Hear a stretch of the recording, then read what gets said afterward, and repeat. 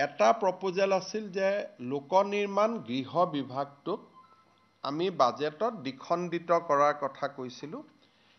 লোক নিৰ্মাণ গৃহ বিভাগৰ সলনি এতিয়া এটা নতুন বিভাগ হ'ব লোক নিৰ্মাণ স্বাস্থ্য আৰু শিক্ষা, অৰ্থাৎ হেল্থ আৰু এডুকেশ্যন ডিপাৰ্টমেণ্টৰ বিল্ডিংবোৰ চোৱা চিতা কৰাৰ কাৰণে এটা PWD বিল্ডিং ডিপাৰ্টমেণ্ট থাকিব। চাৰ্কিট হাউচ, ষ্টেডিয়াম, এই গোটেইবোৰ DC কোৰ্ট, ছেক্ৰেটেৰিয়েট, এই গোটেইবোৰ চাবৰ কাৰণে PWD বিল্ডিং ডিপাৰ্টমেণ্ট থাকিব।